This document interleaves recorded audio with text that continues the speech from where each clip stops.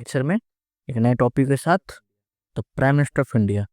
The prime minister क्या है? Prime minister एक ऐसा नेता जो पार्लियामेंट से लेकर इंटरनेशनल प्लेटफॉर्म तक भारत की आवाज़ बनता है, जो डिसीजन लेता है कि देश की इकोनॉमी कैसे चलेगी, सुरक्षा कैसी होगी और इंटरनेशनल रिलेशन कैसे संभाले जाएंगे। लेकिन सवाल ये भी उठता है कि प्रधानमंत्री बनते कैसे हैं? कल जाके आपको बनना हो, मुझे बनना है, तो कैसे बने प्रधानमंत्री? क्या उसके पास अनलिमिटेड पावर होती है कि कुछ भी कर सकता है वो? क्या वो कौन सी कॉन्स्टिट्यूशनल पोजीशन है, प्रोविजंस हैं या फिर रूल्स हैं जो डिफाइन करती है प्राइम मिनिस्टर के बारे में सारी बातों को, कि उसके पावर्स को या उसके बनने की पोजीशन को, सैलरी कैसी होती है, क्या होती है, सारी बातों को। तो सोचो, एक ऑर्डिनरी व्यक्ति भी, अब सोचिए ज़रा कि एक ऑर्डिनरी व्यक्ति, एक आम इंसान है, चाहे वो किसी भी छोटे गाँव से हो, किसी भी हम्बल बैकग्राउंड से है, प्राइम मिनिस्टर बन सकता है? एग्जाम्पल ले लीजिए लाल बहादुर शास्त्री के।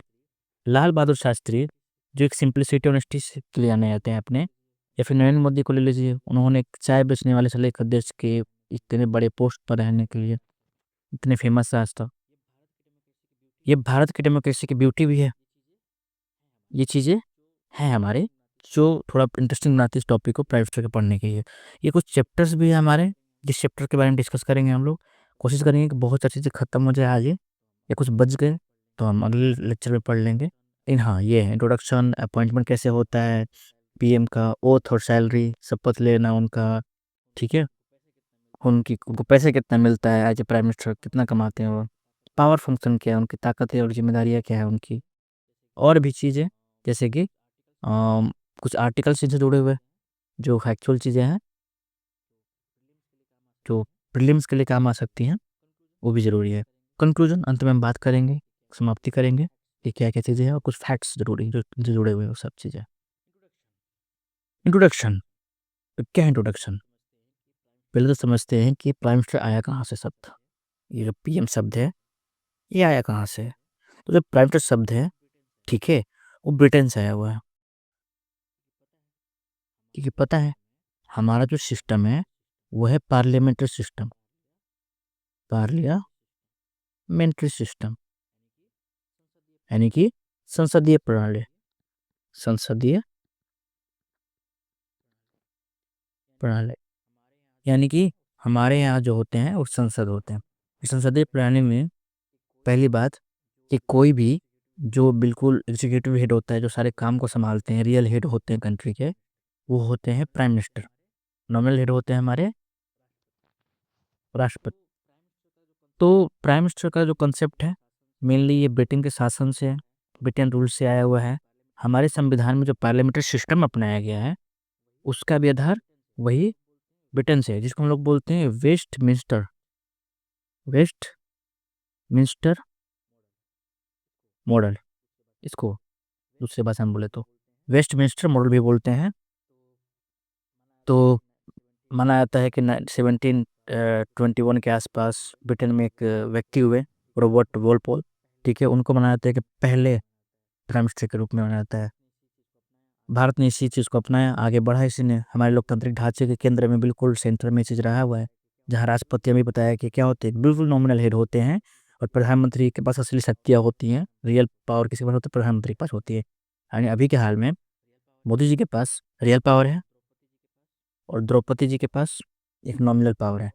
क्यों? हाँ, लेकिन पावर उनके पास भी है। उनके सिग्नेचर्स और चीज़ के बाद कोई भी बिल पास नहीं हो सकता लास्ट तक में, और काफ़ी चीज़ें डिसीजन में उनका हाथ होता है, राष्ट्रपति का भी। लेकिन आज हम समझ लेंगे प्राइम मिनिस्टर को। तो ये कुछ एग्जाम्पल्स थे वैसे थे कि आया कहाँ से। तो हमारा जो पार्लियामेंट्री सिस्टम है, उस पार्लियामेंट्री सिस्टम की वजह से पीएम का पावर और इम्पोर्टेंट हो जाता है, क्योंकि पीएम के पास ही होता है एक्चुअल पावर। आगे पढ़ें तो बात आता है कि अपॉइंटमेंट होता कैसे है आखिर पीएम का। तो चीज़ें कुछ ऐसी हैं कि आर्टिकल 75, आर्टिकल 75, आर्टिकल 75, ठीक है। अपॉइंटमेंट की कुछ खास बात की नहीं गई है कॉन्स्टिट्यूशन में, हमारे लेकर कोई स्पेसिफिक प्रक्रिया नहीं दी गई कि ऐसे ऐसे हमारा इलेक्शन होगा, ठीक है। लेकिन इलेक्शन होता कैसे वो भी समझ लेंगे हम इस यहाँ पे बातें। लेकिन पहले समझते हैं कि कहाँ पर बिल्कुल बातें की गई हैं, किस आर्टिकल में बात की गई है कॉन्स्टिट्यूशन में पीएम के बारे में। तो आर्टिकल 75 में ये बात किया गया, बताया गया है कि प्रधानमंत्री पीएम जो होंगे वो राष्ट्रपति नियुक्त करेंगे, प्रेसिडेंट नियुक्त करेंगे, यानी प्रधानमंत्री को राष्ट्रपति नियुक्त करेंगे। लेकिन इसका मतलब ये नहीं कि राष्ट्रपति जिसे चाहे प्रधानमंत्री बना सकते हैं, जैसे कि पार्लियामेंट्री सिस्टम में कन्वेंशन है। राष्ट्रपति को लोकसभा में बहुमत वाली पार्टी के नेता के रूप में नियुक्त करना होता है। सिंपल समझो, हम चुनते हैं एमपी को, ठीक है, मेंबर ऑफ पार्लियामेंट को, ठीक है, और जिस पार्टी के मेंबर ऑफ पार्लियामेंट ज़्यादा होंगे, ठीक है, वो अपने नेता चुनते हैं, लीडर चुनते हैं, लीडर। अब वही लीडर होते हैं पीएम। एग्जाम्पल समझते हो अच्छे से। मान लो कि एमपी है, कौन है? एमपी। बीजेपी के एमपी पार्टी और कांग्रेस, दो पार्टी लड़ रहे हैं मान लो, क्योंकि न्यूज में है ज़्यादातर। जितने भी हमारे सीटें हैं उस सीट में से अगर 50% ज़्यादा एमपी उसके किसी और पार्टी को हो जाते हैं ना, बहुमत जिसका रहता है, मेजोरिटी जिसका रहता है, तो वो एमपी जो होंगे, एमपीज होंगे, वो अपना एक लीडर चुनते हैं, नेता चुनते हैं। कहाँ पे? लोकसभा में। क्या चुनेंगे? लीडर चुनेंगे। वो लीडर निकालाते हैं पीएम, ठीक है। और पीएम जो है बस एक ब्रिज की तरह काम करते हैं पीएम और प्रेसिडेंट के बीच में, ठीक है। लेकिन हाँ, काम सभी करते हैं और पीएम भी काम करते हैं, लेकिन इन्होंने अपना एक नेता चुन लिया कि भाई तुम ही हमको बताओ कैसे कैसे काम करना है, तुम ही कुछ काम बांट दो हम लोग को, हम लोग करते रहेंगे उसी में काम। यही होता है। तो राष्ट्रपति जब ये नेता चुनते हैं ना, तो राष्ट्रपति क्या कहते हैं, ठीक है तुम लोगों ने नेता चुन लिया, अपना लीडर चुन लिया, हम इसी को पीएम बना देते हैं, क्लियर मेजोरिटी भी तुम लोग का है। लेकिन अगर किसी पार्टी का क्लियर मेजोरिटी नहीं मिलती है, तो यहाँ राष्ट्रपति को थोड़ी सी पर्सनल डिस्क्रिप्शन है, यानी कि उनके पास विवेकाधिकार है कि किसी को भी प्रधानमंत्री चुन सकते हैं, लेकिन किसी को भी नहीं चुन सकते हैं। ये बिल्कुल ऑब्वियस सी बात है कि किसी को नहीं चुन सकते हैं, उनको चुनना होगा। और चुन भी सकते हैं तो उसको अपना बहुमत साबित करना होगा, वोट ऑफ कॉन्फिडेंस साबित करना होगा कि हाँ भाई तुमको चुना गया, तुम्हारे पास वो कॉन्फिडेंस है, तुमको सपोर्ट मिला हुआ है, सपोर्ट अपना दिखाओ, तुम्हारे पास सपोर्ट मिला हुआ है, ठीक है। क्लास में किसी को भी मॉनिटर बना दिया तो क्लास के बच्चों से कहा जा सकता है ना कि भाई सारे बच्चे इस पक्ष में है कि नहीं, इस मॉनिटर सही है कि नहीं है। तो वो चीज़ें होती हैं कि वोट ऑफ कॉन्फिडेंस दिखाना पड़ेगा, नहीं दिखाएंगे फिर वो घटना पड़ेगा। तो राष्ट्रपति डिसाइड कर सकते हैं कि प्राइम मिनिस्टर किसको बनाना है, किसको नहीं बनाना है। लेकिन मेजोरिटी वाले पहले देखते हैं कि मेजोरिटी किसके पास है, अगर एक नहीं है तो उसके बाद देखते हैं कि क्या कर सकते हैं। जैसे कि 1979 में ये है पिक्चर, यहाँ पिक्चर इनका नहीं है, ठीक है। 1979 में नीलम संजीव रेड्डी, ठीक है, नीलम संजीव रेड्डी ने चरण सिंह को प्राइम मिनिस्टर बनाया, ठीक है।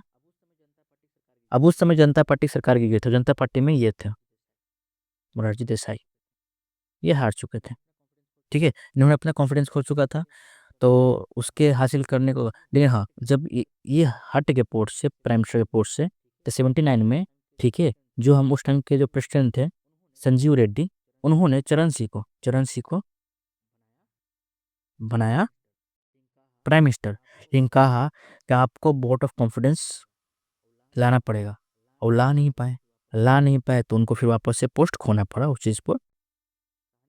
कहानी समझ लो, कहानी क्या है एक्चुअली में, वो समझना हमारे लिए ज़रूरी है।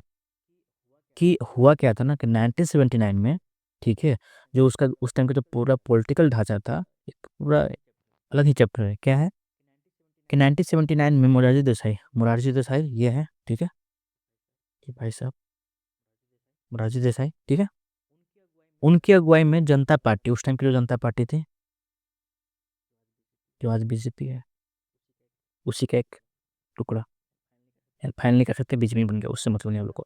जनता पार्टी 1977 में चुनाव में भारी बहुमत के साथ सत्ता में आए थे, ठीक है।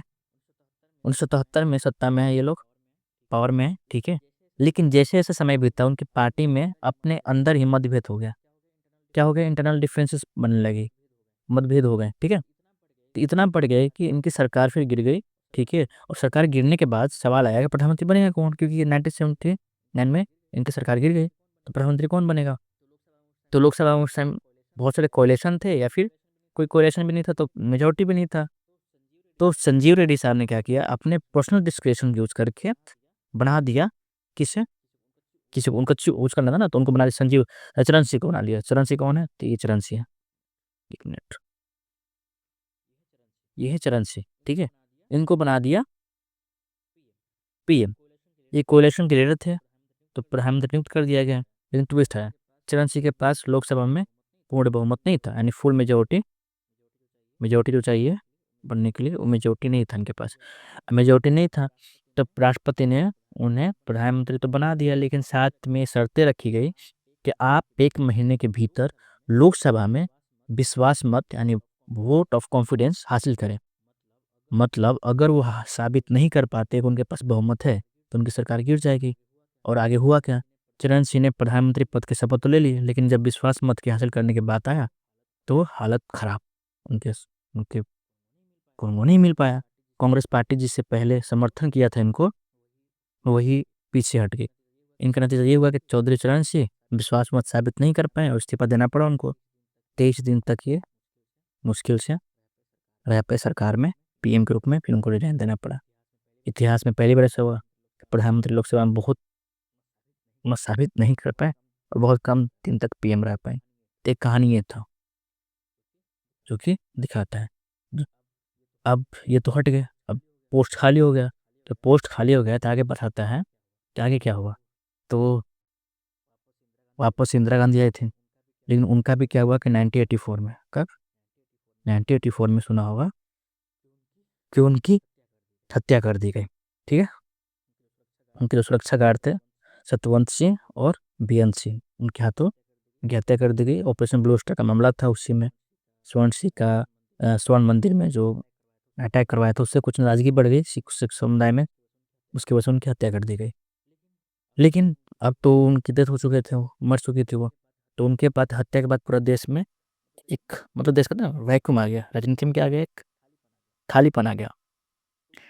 तो उस टाइम के प्रेसिडेंट थे हमारे जेल सिंह, ठीक है। और जेल सिंह को फैसला लेना था कि किसे बनाया जाए पीएम। लेकिन ध्यान होगा जो गैप आता है ना अचानक से मरने के बाद, उसमें केयर टेकर प्राइम मिनिस्टर होते हैं। लेकिन केयर टेकर को ध्यान में रखकर, ठीक है, सीधे उनको बना दिया गया, राजीव गांधी को लोकसभा में बहुमत मिल गया उनके पार्टी की तरफ से, और इनको बना दिया गया प्राइम मिनिस्टर बना दिया गया। ठीक है, लेकिन फिर वापस से इलेक्शन भी हुए 1984 में, तुरंत जनरल इलेक्शन हुए पीएम के लिए, और इस इलेक्शन में 401 सीट लेकर आए हैं, जो कि आज तक का सबसे बड़ा सीट है। 401 सीट लेकर आए, और इसको बोलते हैं कि सिंपैथी वेव भी था। इंदिरा गांधी की इनकी माँ का हालिया में डेथ हुआ था, तो एक सिंपैथी वेव था, उसी में इनको ज़्यादा वोट मिल गए। तो ये कहानी था हमारे कि जेल से यहाँ पे और वहाँ पे भी थे हमारे दो चीज़ें। ये जेल से इन्होंने क्या किया, इन्होंने अपना पावर यूज किया, डिस्क्रिशनरी पावर, यानी कि विवेकाधिकार यूज किया, और इनको बना दिया पीएम, बन गए पीएम। ये कहानी था। तो राजीव गांधी ने 1984 से 1989 तक प्रधानमंत्री के रूप में रहे और आगे काम अपना करते रहे। ठीक है, ये कहानी थी हमारे कि कैसे अपॉइंटमेंट होते हैं। तो अपॉइंटमेंट करवाने के लिए कौन कराता है, वो कराते हैं हमारे प्रेसिडेंट, वही कराएंगे अपॉइंटमेंट। वही बात। और दूसरी बात कि पीएम डायरेक्टली चुन के नहीं आते हैं, इनडायरेक्टली इलेक्शन में आते हैं। पहले एमपी चुने जाते हैं, ठीक है, पहले एमपी चुने जाते हैं, और वो एमपी अपना लीडर चुनते हैं, तब बनते हैं प्राइम मिनिस्टर। ठीक है, ये कहानी है हमारा। नेक्स्ट चैप्टर पे आते हैं। नेक्स्ट चैप्टर हमारा किस बारे में है, तो नेक्स्ट चैप्टर है कि terms, oath and salary. Line से बात करें तो ओथ, टर्म्स एंड सैलरी की शपथ लेना होता है उनको। हर एमपी को शपथ लेना होता है, एज ए प्राइम मिनिस्टर भी एज एमपी को उनको शपथ लेना होता है भाई, कि आप एक बड़ा पद संभालने वाले हैं। शपथ लीजिए कि आप ये गलत गलत काम या फिर कुछ चीज़ें हैं जो नहीं करेंगे। ठीक है, कितना साल तक प्राइम मिनिस्टर का टर्म होता है, फिर इलेक्शन होता है वापस से। ठीक है, और सैलरी कितना पैसा मिलता है उनको, कितना पैसा मिलता है। तो पहली बात समझते हैं ओथ के बारे में। तो दो तरह के ओथ लेते हैं, शपथ लेते हैं। क्या लेते हैं, एक ऑफिस की, ओथ ऑफ ऑफिस, ये ऑफिस संभालने वाले पीएम की, तो उस एज ए ऑफिस के बारे में, जिस पद को संभालने वाले उसके, तब शपथ, ऑफिस की शपथ। दूसरा है सिक्रेसी। सिक्रेसी मतलब कुछ कुछ गोपनीय बात है, तो उसको आपको बाहर नहीं लाना है। ठीक है, चुगली नहीं करना है बाहर आके। ठीक है, जो भी जान गए, एज ए प्राइम मिनिस्टर आपको बड़ी बड़ी बातें भी जानना होगा, जो बाहर नहीं लाना है। खास करके डिफेंस के मामले में होते हैं, डिफेंस के मामले में तो बाहर नहीं लाने होता है। तो ऑफिस के शपथ में होता क्या है, कुछ 3-4 चीज़ें हैं। क्या है? पहली बात कि ट्रू फेथ एंड एलिगेंस दिखाएँगे एंड संविधान के प्रति सच्ची निष्ठा होगी हमारी, ठीक है? भाई संविधान के प्रति सत्य निष्ठा होना चाहिए, ये नहीं कि उसको दरकिनार करके अपने हिसाब से काम करना है। भारत की जो संप्रभुता है और एकता है, ठीक है, सोवरेनिटी है और इंटीग्रिटी है, उसको बना के रखना है, ठीक है? अपने कर्तव्यों को ईमानदारी और ज़िम्मेदारी से निभाना है। जो भी आपका काम है एज़ ए पीएम, उसको सही ढंग से, ऑनेस्टली और एक ज़िम्मेदारी के साथ, रिस्पॉन्सिबिलिटी के साथ निभाना है। चौथा है, सभी लोगों को समानता और न्याय दिलाने का वादा करना है, ना किसी से डरते हुए, ना किसी से पक्षपात करते हुए, ठीक है? डरना भी नहीं है और पक्षपात भी नहीं करना है, उसके साथ समानता और न्याय दिलाना है। ये है ओथ ऑफ ऑफिस। अगला आता है सीक्रेसी का। प्रधानमंत्री ये वादा करते हैं कि वो किसी भी कॉन्फिडेंशियल जानकारी को जो उनके पद के दौरान पता चलता है, यानी पीएम बनने के साथ उनको जो पता चलेगा, एज ए पीएम पता चलेगा, ठीक है, किसी और के साथ बिल्कुल शेयर नहीं करना वो सारी बातें को, सीधे या परोक्ष रूप से, यानी कि डायरेक्टली या फिर इनडायरेक्टली उनको ये बातें शेयर नहीं करनी है, चुगली नहीं करनी बाहर जाकर। ये शपथ इस बात को सुनिश्चित करना है मेनली कि सरकार जो है अपने जो काम है, वर्क है ना, उसको थोड़ा सीक्रेसी रखे, सीक्रेट बना के रखें। उदाहरण के लिए मेनली क्या होता है, मैंने बताया अभी एग्जांपल के लिए क्या हो सकते हैं, रक्षा के मामले, डिफेंस के मामले हो सकते हैं, और जो भी सेंसिटिव मामले हैं ना, जो देश के दुश्मनों को पता नहीं चलना चाहिए, तो इस मामले में पता करना उसी रील से पकड़ रखते हैं। ये थे ऑफिस एंड सीक्रेसी, 2 तरह के शपथ होते हैं इनके, दोनों मामले में शपथ लेना होता है। अगला आता है टर्म। पहली बात कि फिक्स टर्म नहीं होता है, ठीक है, हमारे पीएम साहब का सवाल ये आता है कि वही आता है ना कि कितने साल तक ये रह सकते हैं। तो टेक्निकली प्रधानमंत्री का कार्यकाल, ठीक है, या फिर टर्म कह लें, कॉन्स्टिट्यूशन में फिक्स्ड नहीं है। हम जो कहते हैं 5 साल 5 साल 5 साल, नहीं हो 5 साल, एज ए एमपी उनका 5 साल होता है, एज ए पीएम उनका 5 साल नहीं होता है, ठीक है। वो प्रेसिडेंट के खुशी के हिसाब से रहते हैं, कब तक रह सकते हैं। खुशी का मतलब जब मन तब हटा सकते हैं, नहीं, खुशी का मतलब होता है कि प्लेजर ऑफ प्रेसिडेंट, हम इंग्लिश बता रहे हैं, इंग्लिश में बता रहे हैं, प्लेजर ऑफ प्रेसिडेंट का मतलब होता है कि जब तक लगता है, किसको, प्रेसिडेंट को, कि भाई ये इसके पास बहुमत है, बहुमत मतलब इसके पास वोट ऑफ कॉन्फिडेंस है, ठीक है, इसके पास मेजोरिटी है, तब तक वो प्लेजर में है किसके, राष्ट्रपति के। जिस दिन राष्ट्रपति को लग गया कि धोखा कर रहा है ये, इसके पास नहीं है वोट ऑफ कॉन्फिडेंस और मेजोरिटी भी नहीं है, तो कहेंगे कि हमारा खुशी खत्म हो गई यहीं पे, अब तुम निकलो यहाँ से, ठीक, बस यही है और कुछ है नहीं। ये शर्त वही है कि लोकसभा मेजोरिटी होना चाहिए, ठीक है, नहीं तो उनको इस्तीफा देना पड़ेगा, बहुमत खो देंगे तो, यानी कि मेजोरिटी खो देंगे तो क्या करना होगा, इस्तीफा देना होगा। तो एज ए पीएम उनका कोई फिक्स्ड टर्म नहीं होता है, ठीक है, जब तक फिक्स टर्म होने का मतलब क्या है कि 5 साल आप रह रहे हैं, तो 5 साल बाद जो चुनाव होता है ना, वो एमपी के लिए होता है, जनरल इलेक्शन बोलते हैं जिसको। एज ए एमपी फिर वापस से जो जिसके पास मेजोरिटी आ जाएगा, जिसके पास ज़्यादा एमपी की संख्या आ जाएगा, फिर वही बनाएगा अपना नेता।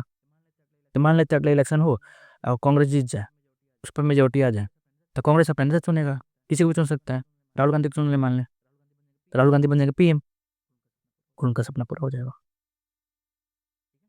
ठीक है, ये है।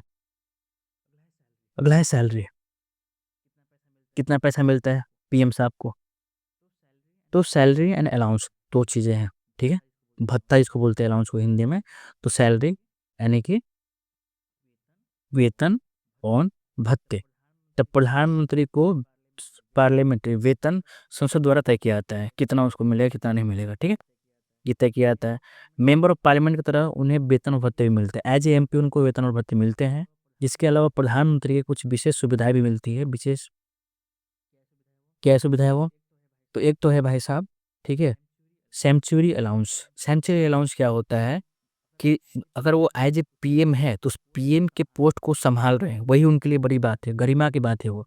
तो उस गरिमा की बात के लिए उनको पैसा मिलता है, ठीक है, 1500 था अभी 3000 कर दिया गया, तो 3000 महीने मिलते हैं उनको, ठीक है, एक सिंबॉलिक पैसा है कि भाई तुम इस पद को संभाल रहे हो तो ले लो पैसा, 3000 रुपये महीने ले लो, तुम इतना बड़ा काम संभाल रहे हो जो, ठीक है। तीसरा दूसरा है फ्री एकोमोडेशन, देख लो, जो लोक कल्याण मार्ग है दिल्ली में, लोक कल्याण मार्ग, 7 लोग जो बोलते हैं 7 लोक कल्याण मार्ग, यहीं पे पीएम साहब रहते हैं, यहीं पे घर है उनका, ये फ्री अकोमोडेशन है, यहीं पे रहते हैं वो हमेशा, जो भी प्राइम मिनिस्टर बनेगा वहीं पर रहेगा, ठीक है। दूसरा तीसरा है ट्रैवलिंग अलाउंस, मोदी जी चल जाते हैं, लेते हैं, कटाते हैं मेट्रो का टिकट, ठीक है, उनका वो मन है, टिकट कटा के जाते हैं, लेकिन उनको ट्रैवलिंग अलाउंस से यात्रा के लिए भत्ते मिलते हैं, उनको जा सकते हैं कहीं भी फ्री में, कुछ देने जरूरत नहीं है उनको, ठीक है, लेकिन हाँ उनका मन होता है दे सकते हैं। मेडिकल फैसिलिटीज़ ये सब भी मिलेगा उनको, स्वास्थ्य सुविधाएं भी मिलती हैं उनको, ये कुछ है अलाउंसेस और सैलरी की बातें हैं। अभी बताया है कि 2001 में जो सेंचुरी अलाउंस था ना 1500 से जो प्रति माह था, यानी कि पर मंथ था 1500, वो कर दिएगा 3000, ठीक है, और एक सिंबॉलिक राशि है, जस्ट सिंबॉलिक राशि, मतलब कि वो पद संभाल रहे हैं, उस पद की गर्मी को बनाए रखने के लिए उनको ये पैसा दिया जाता है, यही बात है, और कुछ है नहीं इसमें। तो ओथ, टर्म एंड सैलरी, ठीक है, ओवरऑल ये बातें हुए। देखो सैलरी में ना कुछ और बातें समझ लो, ठीक है, इनका जो बेसिक सैलरी होता है लगभग के मामले में, मैं जितना देख पा रहा हूँ, समझ पा रहा हूँ, 50,000 पर मंथ, ठीक है, 50,000 पर मंथ, ठीक है, बेसिक। सेंचुरी अलाउंस बताया मैंने 3,000 पर मंथ। डेली अलाउंस इनको 2,000 के पर डे के हिसाब से मिलता है, लोग जो कि महीने का 62,000 होता है, ठीक है, travel daily allowance, sorry daily allowance के हिसाब से। As a member of parliament MP के हिसाब से, क्योंकि एज ए एमपी रहेंगे तभी वो बन पाएंगे पीएम, एज ए एमपी उनको 45,000 मिलता है पर मंथ, जिसमें एमपी के सारे एक्सपेंसेस भी होते हैं, तो कुल मिला के कलेक्टिबिलिटी अमाउंट उनका होता है 1.6 लाख पर मंथ के हिसाब से, ये चीज़ें होती हैं। इनके अलावा उनको बताया अभी घर मिलते हैं उनको, 7 लोक कल्याण मार्ग न्यू दिल्ली में रेंट फ्री होता है, रेंट थोड़ी देंगे पीएम साहब अब। सिक्योरिटी में उनको एसपीजी का प्रोटेक्शन मिलता है, ट्रैवल फैसिलिटीज़ है, मेडिकल फैसिलिटीज़ हैं, कि कुछ है जो कि लगभग बताया जाता है कि 1.6 लाख, कहीं पर 2,80,000 किस हिसाब से बताया जाता है, डिपेंड करता है। तो ये चीज़ें है, सैलरी कहीं एग्जैक्टली कहीं दे नहीं रखा है कि हाँ 2,80,000 भी कहीं कहीं है पीएम के लिए, 1,06,000 भी दिखा रहा है, ये सब चीज़ें दिखा रहा है, अपने हिसाब से इसमें तय कर लेना है। तो वो सैलरी तो पूछ लेंगे यूपीएससी, सैलरी थोड़ी पूछेगा, बस ये है हाँ सैलरी में इतना ध्यान रखना है, टर्म्स मिलते हैं और ओथ भी लेना होता है इनको। आगे बढ़ते हैं, पावर एंड फंक्शन।